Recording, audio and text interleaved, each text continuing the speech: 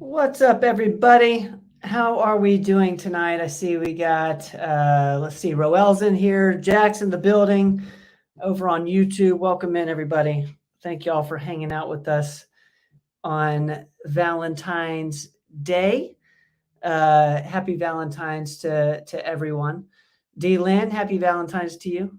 Thank you guys for hanging out. We're going to get Doc here in the building real fast and try to be as efficient as possible tonight. Let's see, real quick, guys, before we move on, we sent out Performance Weekly today, and the subject matter was on this book, Brain Energy by Christopher Palmer out of Harvard. If you guys have questions about this, be sure to ask Doc about it tonight. He did an episode of Common Sense. This is the thumbnail, Mental Illness. Is it a metabolic disorder? After this show, I highly encourage everybody to check that out. But we'll also talk about it tonight. We'll answer some questions. On Explain This, we had the star of the show, Robin Riddle, talking about leaky gut syndrome, the how it happens, how it tests, what to do about it, how to cure it. So definitely check that out at some point this week. And then on Dive Into Diet, my man Lucas Schmidt talks about medicinal mushrooms. Mushrooms have been kind of a hot topic, I believe, for the last couple of years. In this episode, Lucas talks about reishi, lion's mane, turkey tail, I believe. Bunch of cool stuff there over on the weekly. If you haven't signed up for Performance Weekly, make sure you do that. If you Google Doctor's Note sign up, will show up. Let's get Doc in the building. I see we got some people in here. Mark, what's going on? Deborah, hello. Health Zone, welcome in. Thank you. Thank you for hanging out with us. Deborah, what's going on? Goodness, what a crew tonight. What a crew. All right, you ready, man? He's giving me the thumbs up. He's ready to go. What's going on, man? Hey, Ben. Happy Valentine's Day to you. How is sunny Florida? Oh, it's great. It's great. I'm down here in Delray, Florida, which is right beside Boca Raton. I come down here every year for a week in February. So it's real refreshing. Weather's great, warm, ocean's great. I'm doing a lot of bike riding. There's a professional tennis tournament down here I always come to that one of your buddies plays in every year, JP. So it's a great time. Yeah, I'm pumped up about it. You know, you had last week was your birthday. Now it's Valentine's Day. I'm sure you probably have a date tonight. So I'm sorry. Well, it's been so much fun the last week and a half getting to do it on kind of special days. I was blown away by the kindness of everybody in the comments last week, and I really rode that energy throughout the week. So thank you guys for hanging out with us on my birthday and on Valentine's Day tonight. So we'll be very. We want to be conscientious of everyone's time. We know we've got everyone's got people to hang out with, but we're super thankful that you guys are with us this evening. So, Doc, Jackson, Florida. Jack, where you at in Florida, man? Let's see. I'm seeing great questions from Ruth D. Lynn. Go ahead and put your questions in for Doc. We're going to get to those as soon as possible. But first, we're going to go through a couple questions that came in throughout the week. And this one is a really good one. It's about any sort of adverse reactions with medications and some of your super vitamins. The question is there any adverse reaction for a person taking Dr. Rogers super vitamin every day and stress, energy, immune vitamin occasionally along with their prescription medicines? And here they are: atorvastatin, chlorothalidone, and losartan. Well, you're blowing those all to pieces, man. Why don't you pronounce these for me? Okay, atorvastatin, chlorothalidone, and losartan potassium, which, the first one, the atorvastatin's for your cholesterol. Chlorothalidone is actually a blood pressure medicine, diuretic, and so is losartan's just a blood pressure medicine. So no, there's no interactions with anything with those. And actually, if you're on a statin, you definitely need the energy formula because it has CoQ10 and PQQ. Statins tend to deplete your CoQ10 levels. So Anybody on a statin needs to take CoQ10 at the very least. So, no, I mean, there's no interaction between any of those that I know about. So those are very safe. I certainly take them, and they're pretty comprehensive. I like them because they're packed. You don't have to take so many separate vitamins. That's why I kind of designed them like that. Um, but no, you're not going to overdose on those vitamins, and they're not going to interact with anything that I can think about. Um, really. All right, great question there. Thank you for that coming in through email. This next one is, what do you think about muscle testing for heavy metals testing? Am I reading that right? Did I do that right? Yeah, they may be talking about muscle testing, which is some people call it nutritional response testing. There's a Uh, follow-up. If you were told from the muscle testing that you had a high radiation level, would you suggest taking a binder? So I think this is all in one. I might have yeah, it's probably the same. copied that over wrong. I don't know how scientific muscle testing is.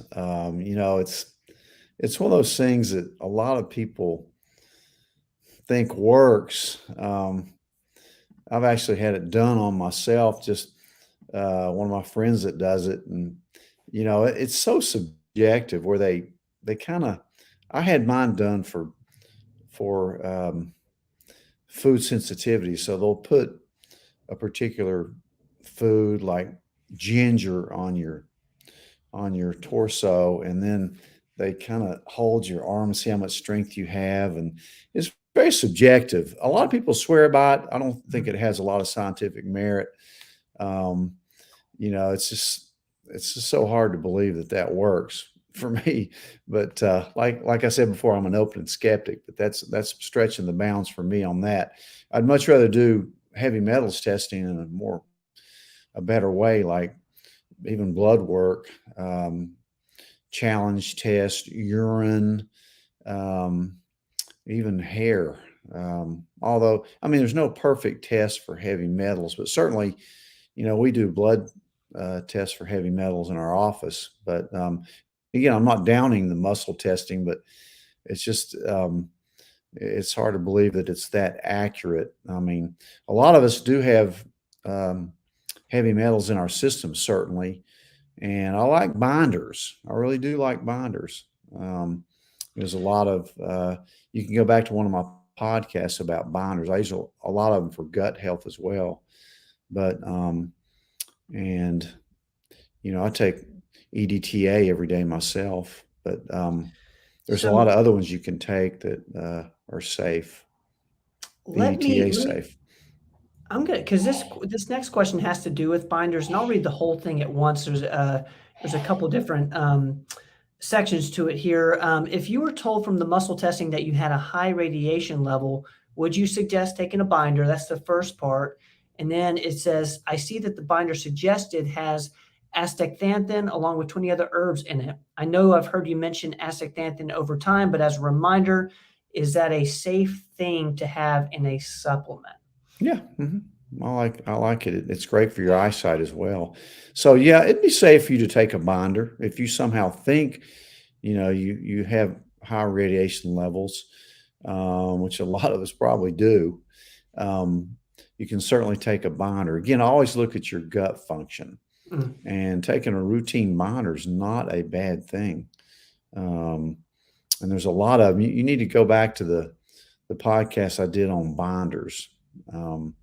Certainly, when I had a lot of post-COVID gut problems, I certainly took a couple binders, and I think they're pretty effective. It's depending on the situation, but yeah, I mean, it's not going to hurt you to take a binder unless it messes your gut function up a little bit, which I doubt it will do. But I think it's fine. I'm going to stick with this. We got a question on what binders are, just for the people who don't know. How do the binders / chelators work? If they bind to take out the bad, how do they not take out the good? Well, you have to be careful that you don't take it right around when you take some of your other things like your minerals, like never take one around when you take your magnesium. So you got the timing is very important. It needs to be many hours apart. Even activated charcoal is a binder. That's a good thing to have in your home medical kit in case you get food poisoning or something like that. I certainly have it in my medical kit.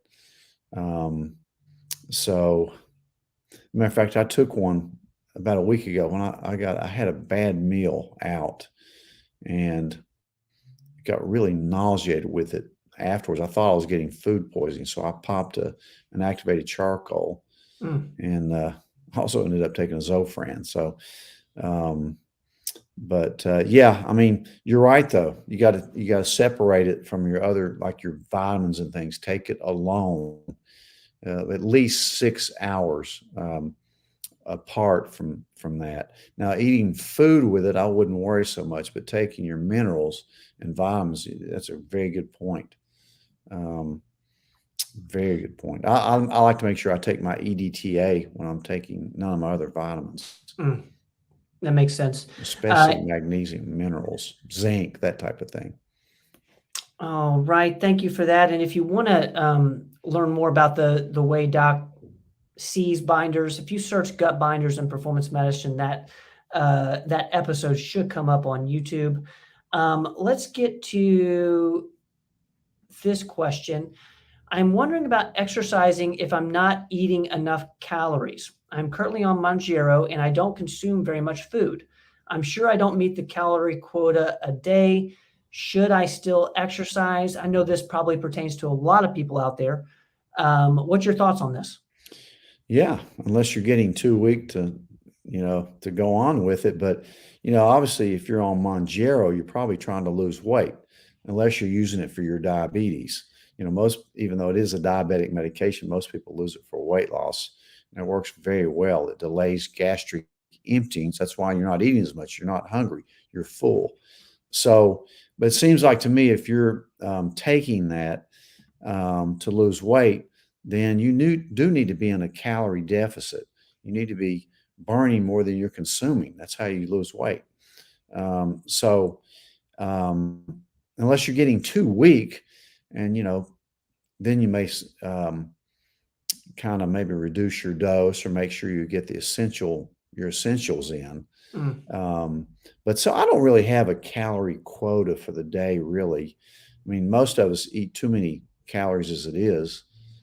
And your body has an amazing way of maintaining homeostasis. So you have to do something to change that set point that your body's trying to maintain. And in most cases, you're trying to maintain too heavy a weight, in my opinion. But again, I don't know your particular situation. But so if you're feeling energetic, if you're feeling just really dragged out, you don't want to overdo it because you could get weak. And so, but talk to whoever put you on the Mounjaro. I don't know if it's me or not, but and if you're really worried about it, we'll look at the rate at which you're losing weight, what your blood sugars are doing, when you're eating. Timing may be very important with this. How many calories you are expending. It's harder to expend calories than some people think. Mm. To burn calories. I wonder if that's a common concern because it really does. Like you really don't eat much on it. And have other patients been concerned about like I'm not getting enough? I've Kind had of a along couple those lines. people ask me that, but again, if you have a lot of fat stores, you're burning your own fat, especially if you're doing intermittent fasting Mm. as your energy source. Okay. All right. Great question there. Thank you for Very good question. Great sending question. that in over email. And this is, let's see, let's get this one in. Katie, you'll probably have the more detailed answer for this because one is a male. We have a male panel as well as a female. The question is, how much is a hormone panel without insurance? I don't want to say anything completely off the wall, so I'll wait for Katie's answer here. I tell you, a lot of times, I don't know, Katie will answer this, but because I'm not sure. But I can tell you one thing: it's probably cheaper without insurance than filing your insurance. The only problem we have with people complaining about what they have to pay for the labs, again, it's a Quest lab that we use. It's not our lab. It's the biggest lab in the world, and they file your insurance, but they also have a cash price.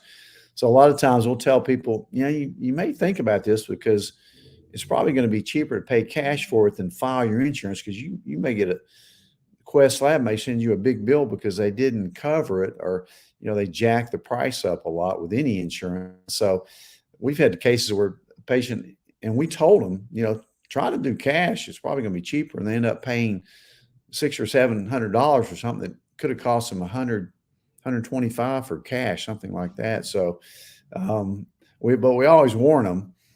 So, Katie can get you how much a male on a female. There she is. Katie's saying male, female panels, 125 to 150, depending on what you're looking for. Typically, insurance charges 500 to 725. Thank you for giving us the details there, Katie. I think the big thing is like understanding what your insurance covers. If you don't know, then who can understand that? I mean, how do you understand that? I don't think anybody understands that. You'll understand it when you get your bill. You understand that you were ripped off. That's what it is. Just like when you file your insurance on some of these medications that are generic, when you could have used GoodRx. I use that example of Provigil a few weeks ago, where a guy goes to CVS and a month's worth of Provigil for narcolepsy was going to cost him $850, generic from CVS. So he calls us up. He can't afford it. So we start searching for him on GoodRx. It's $35 at Food City. So just be careful. There's not a lot of transparency with the insurance business. Remember, insurance is for disaster. Keep that in the back of your head. It's for disaster, hospitalizations, surgeries, really expensive medicine that you may have a chronic disease or something like that, like a biologic, something like that. But always check the cash prices out. I base my whole practice on cash, and that's why we've been able to be better doctors and providers, and spend more time and not worry about the codes and trying to extract money from an insurance company. That's why I still practice medicine. And that's like 100% true. Like I fully believe that if you weren't in a cash only environment, you would not be practicing right now. Oh, I definitely wouldn't. I just don't see a world where you'd still be doing it. I'd probably be down here on vacation all the time. I'd probably be living down here. Not really. I like to vacation down here, but I like Tennessee. This is a great question. I hope that helps, Katie. Thank you for giving us the numbers. Motaz, welcome in. Montana, I see you're in here. Thanks you so much for hanging out with us tonight. Let's get to this question here before we move on to the live questions. My grandmother has been diagnosed with Parkinson's, and her doctor has suggested dihexapeptide as a possible Parkinson's treatment. What is it and how does it work? What's your initial thoughts on this? And we'll see where the conversation around this peptide goes, because it seems to be pretty incredible. Yeah. I'm not real familiar with, I haven't used it in a Parkinson patient. It's a peptide, meaning it's a string of amino acids that has an action. It turns on another part of your body to fight something. Like the most common peptide we use is Sermorelin, to turn on your own growth hormone. There's a lot of others like BPC 157, Ipamorelin. There's a lot of peptides. There's a ton of them, and we use a lot of them. The dihex is one that's fairly new. It's supposed to be what we call a nootropic. It's supposed to be for cognition, brain function. And I'm really kind of pumped up about it. Again, I don't have experience using it yet in Parkinson's disease, but there's a lot of talk about it, and I'm sure we will, because we're seeing a lot of Parkinson's disease. I think there's there's close to 100,000 new cases of Parkinson's a year, newly diagnosed Parkinson's disease.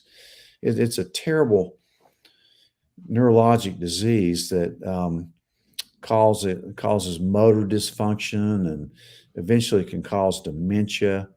It's one of those that we're seeing a lot more of, probably because we live in a real toxic world. And I know that we're seeing more of it because of this long COVID. I think we're going to be dealing with more Parkinson's, even way more, because of long COVID. Remember, long COVID really is not so much of a respiratory problem. It's a brain problem. It's a brain problem. The most common complaint I get with long COVID is brain fog. And there's a lot of dysautonomia, POTS syndrome, where, those automatic functions like digestion and heartbeat are kind of screwed up. That's why you get this tachycardic syndrome, especially women. I see more women with long COVID symptoms than men do. I see men with it. It triggers a lot of autoimmune problems. So we're going to be seeing a lot of it. I'm pretty sure this dihexa works through the ACE2 receptor, kind of like how COVID gained access to your body through that ACE2 receptor, which you think is being responsible for that hypertensive cascade. So it's kind of a complex thing on how it may work. The proposed method of, I forget exactly how they claim it works, but it's blocking certain receptors of that ACE2 inhibition. So it gets kind of complex, but if it does, it's going to be a huge treatment. For a lot of post-COVID now, they're even talking about using interferon IV, which is a heavy hitter that we used to use more for different serious diseases. Read about interferon, because really, COVID was a disease of, it wasn't actually the virus that killed people. It was this inflammatory cascade. So we're talking about inflammation, and inflammation has a lot to do with mitochondrial function. I talked today on Brain Energy about your mitochondria a whole lot. It turns out that mitochondria, they're not just creators of energy, ATP, but they also have a lot to do with your epigenetics, the turning on or off switches. They can turn on and off your own genes. That's what epigenetics is. So you really need to think about keeping your mitochondria healthy, and the way you do that is keep inflammation out of your body through all the stuff that we were talking about all the time, like vitamins and anti-inflammatory diets and hormones and sleep, and all those things that we talk about every day. So it's funny because when I got to the end I took a deep dive on that Brain Energy podcast today, written by the Harvard psychiatrist, and really at the end of it, it's complex. Not many people are going to wade through that book. There's no pictures in that book. But I tried to, I went through the whole thing, highlighting and everything. So if you want a decent summary of it, look at today's podcast, or even come in and we'll talk about it. But, there's probably a common pathway to mental illness, just like there is physical illness, your metabolism. And it all starts at that mitochondria, because that's where you get your energy. Life is energy. run out of that, you're dead. So, and it's a long downward spiral too. But this brain fog has a lot of COVID has a lot to do with your mitochondria. So you need to do all that stuff. And I'm hoping this peptide dihexa is something we can add to our armamentarium. We'll see. We'll see how it goes. But it is kind of exciting. So stay tuned. I'll learn more about it as time goes on because I do like to study the peptides. Super interesting. All right, guys, we're going to move to the live comments here for the latter part of the show. So if you have a question for Doc, go ahead and put it in the comments. I'm going to get this up here from Melissa because it's timely around kind of the insurance talk. And Katie might know the cost. I want to say semaglutide might be a great answer for you, but my question is, why wouldn't they cover it if you're using it for diabetes? It feels to me that it shouldn't be that much. I've seen it that much for people. No, that's the price of it. That's the price. Even for people with diabetes? Yeah, if they won't cover it. And a lot of times they'll go to extreme lengths not to cover it because it's expensive. But you should check in semaglutide. If they won't cover Ozempic or Mounjaro, then think about semaglutide. It's about a fourth of the price. It's very, very almost the same. Works great. We use a lot of it. All right, Melissa, I hope that helps. I want to get to Vicki because I know I missed Vicki's question last week. What do you recommend for chronic tachycardia? This is kind of along the lines with the long COVID talk. Started post-COVID 2.5 years ago, and the cardiologist put me on 50 milligrams metoprolol for it. Metoprolol. My resting heart rate stays in the 90s with exertion 140s. I also recently started Lexapro for chronic anxiety. What's your thoughts here for Vicki? Yeah, it sounds like you may have POTS, syndrome. Hopefully your cardiologist put you on a tilt table and confirm that. But yeah, I mean, beta blockers usually, especially with cardiologists, are the first line of defense against tachycardia. There's some other outside the box things you can do, but that don't quite cause the fatigue that beta blockers do. When I did my long hauler seminar over a year ago, and one of the cardiologists in California was using another drug. I don't know why I'm blanking out on it right now, that I've actually used a few times. It doesn't seem to drag you out like a beta blocker will. So get with us on that, and we'll talk about it if you come to one of our clinics. And I just don't know why I'm blanking out on it. It starts with an I, but I've used it a few times. It seems to bring your heart rate down without causing a lot of other side effects. This cardiologist swore by it. So yeah, you need to look at the other stuff too. Get a Cleveland panel, and I'm sure you've worn a Holter monitor. You probably had the full Monty. You need an echocardiogram to make sure you don't have myocarditis post-COVID. Yeah, that's one of the things we're seeing with, not only brain fog, we're seeing a lot of dysautonomia, which that is. Your heart rate is not being regulated by your autonomic nervous system. Remember, I talked about brain dysfunction. And your brain runs on electricity just like your heart does. And it's really interesting. And the tachycardia is probably causing your chronic anxiety. So I'm not against Lexapro. It may cause some side effects too. The problem with using these medicines is that they can cause side effects. Sometimes they work, and you may have to have them. No, it's not Inderal. That's a beta blocker. It's a totally different medicine that I'm thinking about.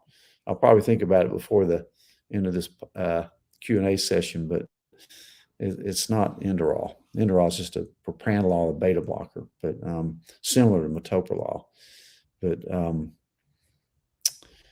I think don't know if it's a Vabradine. I had to find that out. I'll have an answer for you next week because I'm just kind of blanking out. Here I'm on vacation. I'm not even thinking medically here. I'm thinking about getting on my bike and swimming. I actually swam today. Did you I don't really? swim a lot, but I actually swam. It felt good. Like laps?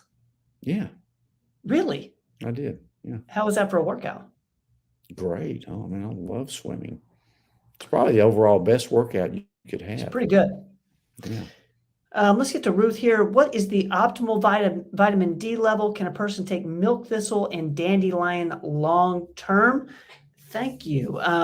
Let's start with the optimal vitamin D Yeah, I level. like a level about 60 to 80, 90. I mean, anything under 100, I like. I don't like to get it up over 100 too much because if you have a tendency to form kidney stones, it may help you retain some calcium and form stones. But I like it high. I like 80. 80 would be my optimal level if I was just to shoot that number out.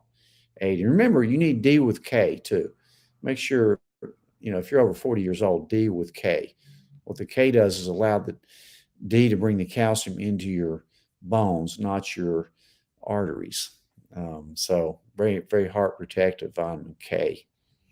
K2, MK7, 180 milligrams. We talk about it all the time. And yeah, I don't see any reason why you can't take milk thistle and dandelion long term. Again, with any of those things, I like for you to take it about 6 days a week. So it doesn't hurt to take an occasional break from vitamins and supplements just so you won't get a little tolerant. You probably not get tolerant anyway, but that's kind of what I do. And I mean, most people are going to forget 1 day a week anyway, so it kind of works itself out. All right. Thank you, Ruth, for that question. Let's get to D. Lynn. Does Dr. Rogers have any thoughts on super beets for blood pressure and heart health? Yeah, super beets is a nitric oxide releaser. Yeah, I like it. I mean, I take it. I really like it. It's really good for your heart. It's just a vasodilator, similar to L-citrulline. That's a really good, in my mind. I like it. Actually, if the International Olympic Committee could make beets illegal, they would, because it gives an advantage to athletes. But they can't because it's a food. And it'll lower your blood pressure a little bit as well. So yeah, all reports are pretty good with that. I think it's a great supplement. All right. Thank you, D. Lynn. I see Jackson, Tampa. Got my uncle in Tampa live there. Shout out to South Tampa, right on the water there. It's beautiful. Have friends down there. That's awesome. Thank you, Jack, for letting us know. That's awesome. Edward saying, hello all, good evening. I have a deviated septum that blocks over half of each nostril, so I get a lot of sinus infections. Do you have any recommendations or suggestions to help? I know you have, thoughts on this. We've been talking a lot about nose breathing, and deviated septum seems to come up quite a bit. What's your thoughts on this? Yeah, the reason I'm thinking that medicine I was talking about was Vabradine, but I'll have to make sure on that tachycardia question, but that's driving me nuts. But so the deviated septum, let's see. Yeah, I had a deviated septum. I actually had to have mine fixed in college after I broke my nose for the third time. That was not a fun week after getting that done back in the old days. But nowadays, they really have an easier way of doing it. They can go in there and fix it without putting a splint in your nose, so you can actually breathe after the procedure. Yeah, I would suggest getting it fixed. That's the only way it's going to work. I mean, you can try nasal steroids, which I'm sure you have, like Flonase, but really, if it's blocking that much, just go get it fixed. There's a better way of doing it than they used to be. So don't be so hesitant about going to a good ENT and have them look at it and thinking about fixing that deviated septum, because I mean, it may cause you to snore. It may cause you to have sleep apnea, all kinds of stuff. Because I'm a big advocate of nasal breathing, as you are as well, Mhm. Ben. Um, but some people will put a Breathe Right strip on their nose at night. But think about seeing a good ENT doctor and getting that fixed if it's really causing you a lot of problems like that. Because nasal breathing is a good way to release nitric oxide too. I was just talking about that. You have nitric oxide sensors inside your nasal mucosa.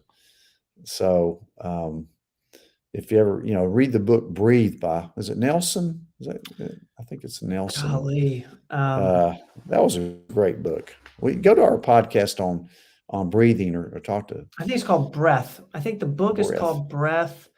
Man, I'm blanking on the author's name. Or I'll look it go up. to one of our interviews with Zach Kramer, Yeah. who's kind of on our team with he's our breathing coach. Very important.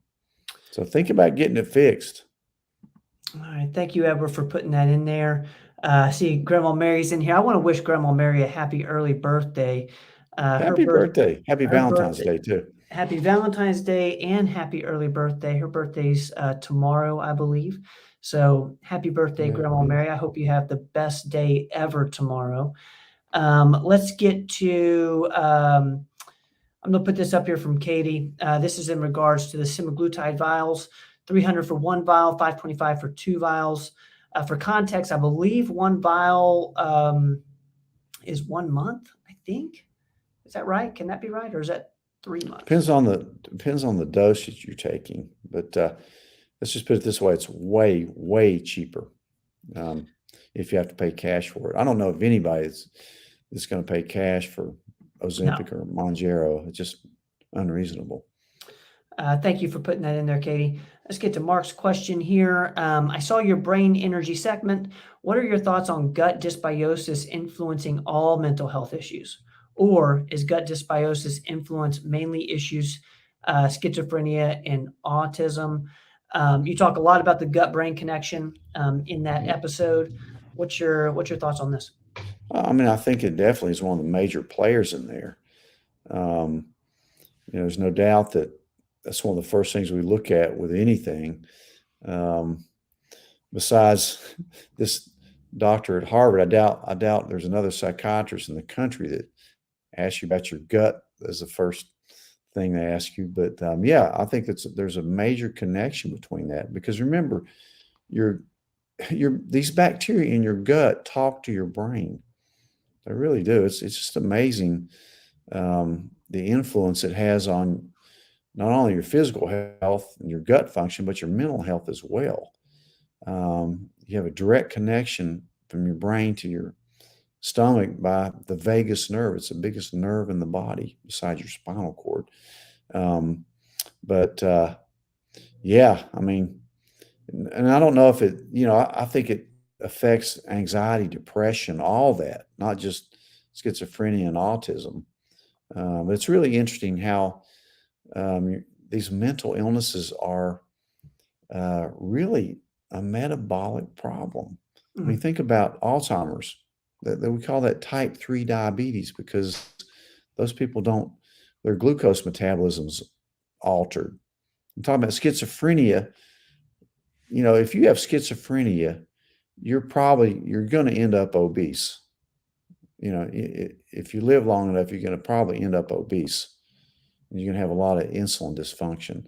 Autism, same thing. Autistic kids may start out skinny, but they usually end up larger. And it's not just because their parents give into them and feed them sugar all the time to placate them. There's a metabolic problem there. It all starts in your gut. So that's a good corollary. They may need a GI map to kind of map their gut microbiome out and straighten it out. Very important. Not many people even think about that. Super interesting. They're just throwing pills at you. That's going to cause more gut dysfunction and more weight gain. I mean, that's the whole point of this guy's book was that he as a well-known psychiatrist, number one, he couldn't, when anybody asked him what caused mental illness, he had no answer. He couldn't answer that. What causes mental illness? There's a lot of theories, but there's no good answer for that. There's also no good measuring test for mental illness. I mean, you can't do a blood test and say that they have schizophrenia. You can't do a brain scan and say that's a schizophrenic, or depressed or anxiety. You know, you could do a functional PET scan perhaps and get some information, but it's hard to measure mental illness. So the whole reason this Harvard psychiatrist wrote this book and took a deep dive into this cause of mental illness, because one of his patients, which was a schizoaffective disorder patient who was disabled from this, delusional, paranoid hallucinations, couldn't function. And he treated him with 17 different medicines. None of them worked. All the medicines did was cause him to gain over 100 pounds. These psych medicines are notorious weight gainers. So this guy gained over 100 pounds and he was no better. So the psychiatrist says, you need to lose some weight. And the guy goes, how? You know, the psychiatrist didn't have a clue as to how to lose weight. So this guy wasn't going to go to another doctor because he trusted the psychiatrist. Again, he was paranoid. So he took a deep dive in it, and being a real smart guy, he did some research. I think he talked to some folks that do the metabolic obesity stuff, and ended up putting him on a ketogenic diet. The guy lost 150 pounds and his schizophrenia was cured. It's crazy. He's a functioning person with no medicines. And that, I guess that lit up a light bulb in the psychiatrist's brain. And I hope it catches on. I mean, I do too. Kudos to him to writing this book. He claims it's groundbreaking, you know, and I think it is too. There's a lot of well-known doctors that are supporting this idea, like Perlmutter and Hyman and Jason Fung, and I mean, a lot of these heavy hitters that are all behind him, you know. And I think he's on the right track. And one thing I will add, because one of my buddies did a deep dive on this book as well, and has incorporated a lot of its practices. And, you know, one thing he said or has told me as an after the fact is things like stressful situations don't bother him as much now as they did before he read the book.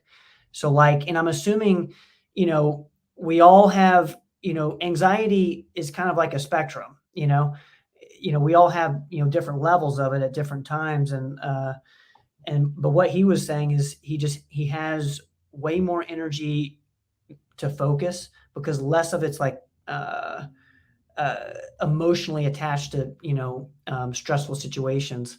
So it's really interesting. So I think it's applicable. The book is, and what it's talking about is applicable to all of us. You know, and again, it's not a book on the ketogenic diet. That's just one thing. I mean, look at the ketogenic diet curing epilepsy. 85% of epileptics will be cured through a ketogenic diet. It's just very hard to stay on a ketogenic diet, as you know. But there's many other factors. It's very complex. Like I said before, it has to do with your gut, has to do with your inflammation. It has to do with your insulin resistance. It has to do with your hormones, cortisol, notwithstanding the fact your predispositions, like if you did have childhood trauma, you're going to be more predisposed to have a mental illness. You know, it doesn't guarantee it, but you're going to be more predisposed to it. So it's really complex, but very interesting. Super cool. Thank you, Mark, for putting that question in here. I want to put this up because I want to celebrate with Chuck tonight. Chuck has lost 55 pounds, got put on Mounjaro in September. That's amazing, man. Chuck, thank you so much for sharing that. Shout out to the team in Knoxville, Robin, Montana, April. Awesome.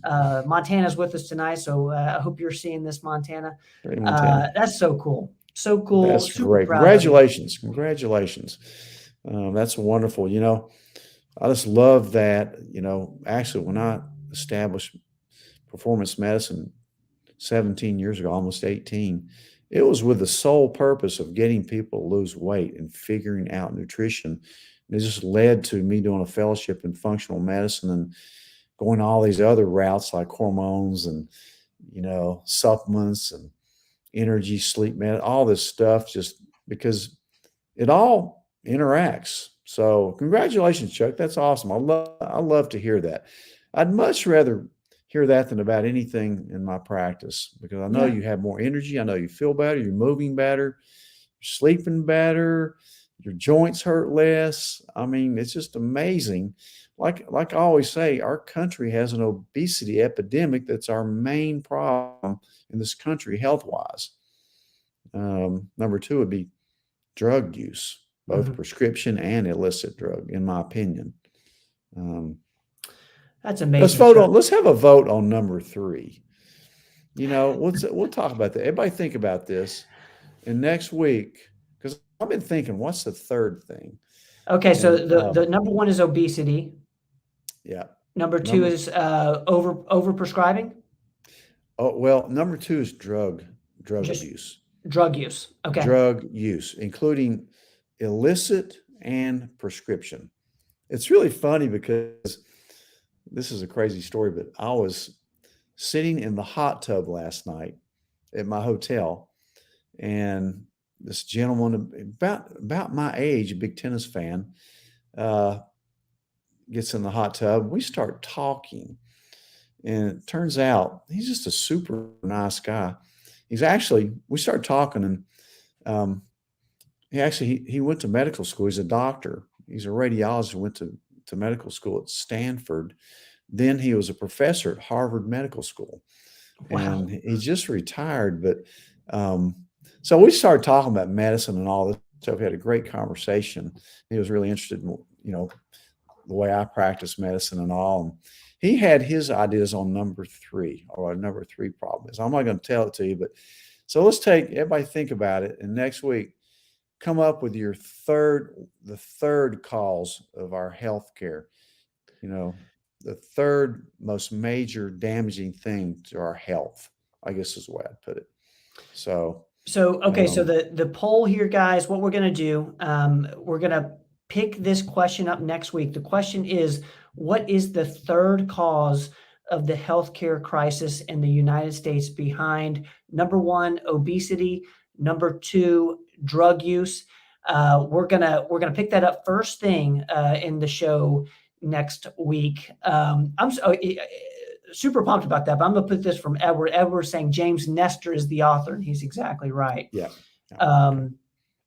Okay, so what he's saying is he might not be able to do the surgery. He's legally blind with a scarred retina, so there's too big a chance of detaching to do that surgery. Shoot. Okay.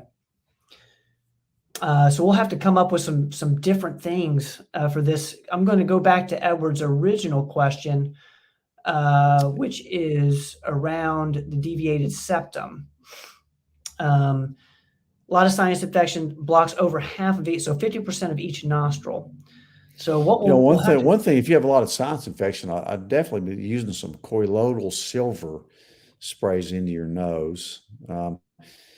The nasal steroids may help tamping down the inflammation. You can even use some devices that you can put in your nose that will open it up. I've seen some of those. I'll put some of these. Mark commented on a few of these. Let me see if I can find it. There's one, nasal dilation, max air nose cones, balloon sinus dilation. So there's some up there. Any of those that you really like? The cones. The cones? Yeah. I've seen them used on a few of my patients, and they seem to work. But yeah, there's a lot of things you can do. Certainly, nasal irrigation with saline is twice a day is mandatory for you, and it's really interesting. I wish you could have that surgery. Gosh. Well, we'll have to get creative here, Edward. We'll keep our nose to the grindstone on this one, and find some more solutions. But those are some great. Maybe that's what he should do. Put his nose in a grindstone. That That was a poor joke, wasn't it? I don't think that works. Grind the nose out a little bit. I That's don't think actually, that. it's I kind of don't what they think that do. works. Well, you said that and you didn't even think about it, what you were saying. I did not. I did Let's put our not. nose to the grindstone, What I meant was we're going to try to come up with some creative suggestions here for Edward around that, because that's nose breathing is just so helpful, and I know those sinus infections would go down. Yeah. Yeah. Goodness, we're thinking about you, Edward. Let's see here. Don and Steve has one. What is a pellet? I know you can knock this out pretty quickly. A What's your pellet's thoughts? a hormone treatment. Gosh, we do so many pellet therapies. When you talk about use of bioidentical hormones, which we, pretty much that's our expertise, that and nutrition, weight loss. But when we put you on a bioidentical hormone, meaning it's identical to what your body put out before you went into menopause or andropause, then you need replacement. And we don't use a lot of oral hormones because it has to be metabolized through your liver, could affect your clotting factor, etc. Although we do use natural progesterone orally, but I don't use estrogen or testosterone orally for that reason. But if you don't like doing the daily creams, the hormone pellets are inserted at the top of your hip, right in the top part of your buttocks, and in a little fatty area. They look like a little Tic Tac or smaller. And we use a little trocar to punch them through. It takes a couple minutes to get them in, and they slowly dissolve over about 4 to 6 months, depending on females, 4 months, 5, males usually about 6. But it's a really easy procedure. There's no stitches or anything, just a Steri-Strip, like I say. And to me, that's the best way, male or female, to get hormone therapy. It's just really easy. It's very effective. A lot of people tell me they've used the cream for years. They get a pellet. It's like night and day because there's a lot of variable absorption with the creams and all. So, but that's the hormone pellets, hormone replacement. You know how Donna answers this question? She just says they are awesome. That's all you need to know. Thank you, Don. I love that. They're awesome. They make Donna dance better too. That's right. That's right. All right, Doc. I'm gonna be conscientious of your time while you're on vacation. So we're gonna call it a show. I'm seeing some people already put in their votes for what's number 3 in regards to the healthcare crisis in the U.S. We're going to make sure we get a note of those, and we're going to take a vote. I cannot wait. Next week, we're going to see what the community thinks is the number 3 cause of the healthcare crisis in the U.S. I'm pumped about this. Yeah, me too. There may be some people disagree with the first 2. Interesting. I'm interested in that, but at least we'll have a top 3. We'll have to do some big thinking about that. I love that. I love that. And I know we got questions to answer that I didn't get to in the email. So I'll make sure to email you right back, and we're going to get to those first thing next week. I don't believe Andy is taking care of Ike tonight. So Andy's with Ike. Yes. Andy's in good with hands. Ike tonight. He's at our house. Katie's been with him, I believe, during the day today. He's got Andy at night, so he's in great hands. I don't feel sorry for Ike at all. No, Ike's spoiled as it is. He's spoiled. Well, Doc, I appreciate you, man. I hope you guys have the best time ever. Say hello to JP and Lauren and Raleigh tomorrow for me. Okay. Guys, thank y'all for hanging out with us tonight on Valentine's Day. We love you. We hope you have a wonderful evening. We do this show every single Tuesday at 7 p.m. So we will be back Tuesday evening next week at 7. I'd love to shout out the Knoxville office, Montana, Robin, and April. You guys are amazing. Chuck said it right there. Super congratulations to Chuck, man. That's incredible. Katie and Carter, thank you guys for being in the comments tonight and helping us out with the numbers. Pop, I love you, man. Mom behind the camera, too, I love you. Grandma Mary, happy early birthday. I love you. Happy birthday. All right, we're out. looking for my outro. Y'all have fun tonight, okay? Good night. See you guys. Don't go away.